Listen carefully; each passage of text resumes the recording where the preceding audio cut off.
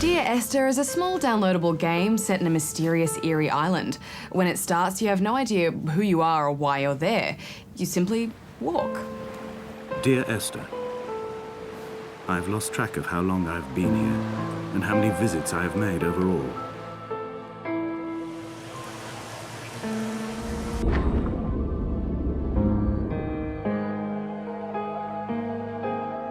This game was originally a free Half-Life mod, and then after winning a few awards, it was picked up and remade for a commercial release. It was created in a university as an experiment in abstract game design, and abstract it certainly is. As you move about the world, a voice will fill your ears with Old English dialogue infused with beautiful dark poetry.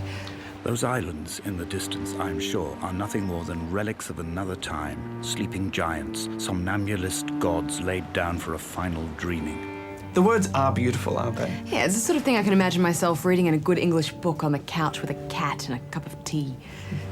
I would leave you presents outside your retreat in this interim space between cliff and beach. I would leave you loaves and fishes, but the fish stocks have been depleted and I've run out of bread.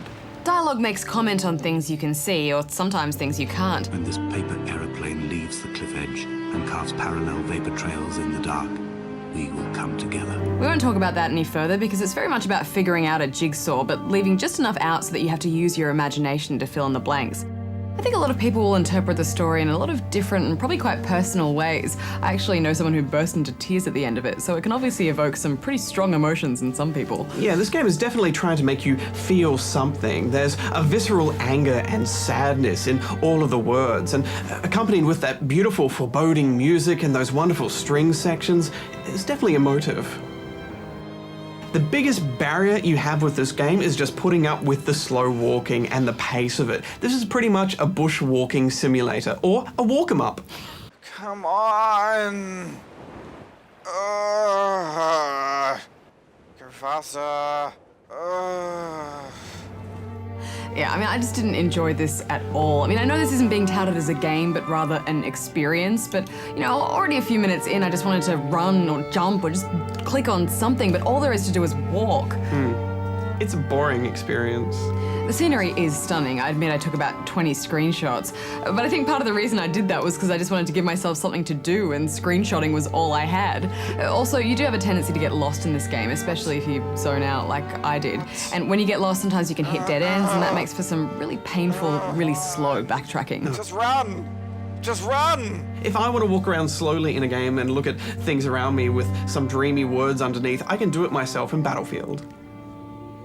The parallel vapors of my twin-nostril explosion hit the paper, and we melded into a single being, joined by more than mucus and parchment, but rather the untold fortunes of a world crying out for the answers to a riddle that no one dared ask. The utterance of the tale was telling of a twist in fate, and a fold in my leg pants that I thought I'd ironed out weeks prior. My mind is an intersection of a bypass of twisting, folding, artifact!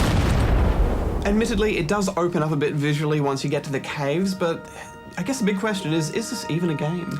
I don't think it is, Barjo. I mean, a game, well, most games at least, have clear objectives, enemies to fight or puzzles to solve, you know, something. Here it was just walking around. It felt like a shell of a game to me. It felt like just a level. An empty level. That you're testing out, basically, with some nice music and some really nice words put underneath it to make it a bit more.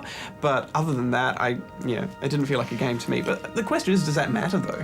Even if it just had a few point-and-click elements so that I could piece together a little bit more of the story in my first playthrough. But I don't know, I got through it in about an hour, and I'd be interested to see how many people actually got to the end and if they felt, you know, satisfied with their experience. As useless and as doomed as a syphilitic cartographer, a dying goat herd, an infected leg. Well, I love a good-looking game, Barjo, but I just need something to do besides walk around. But, you know, maybe I just don't get it.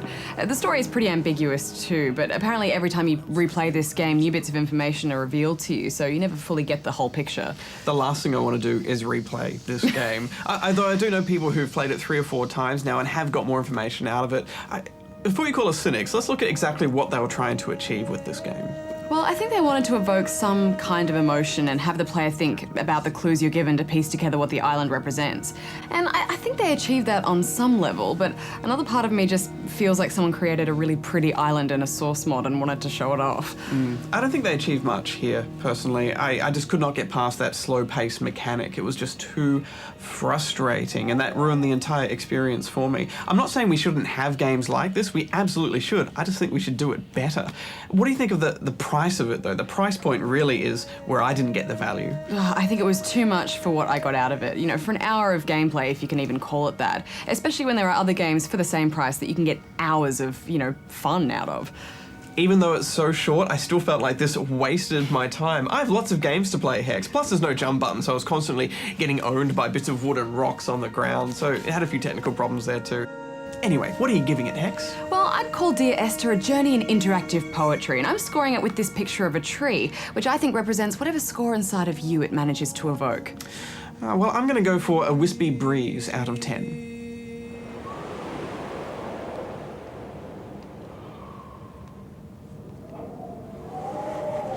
Out of 10.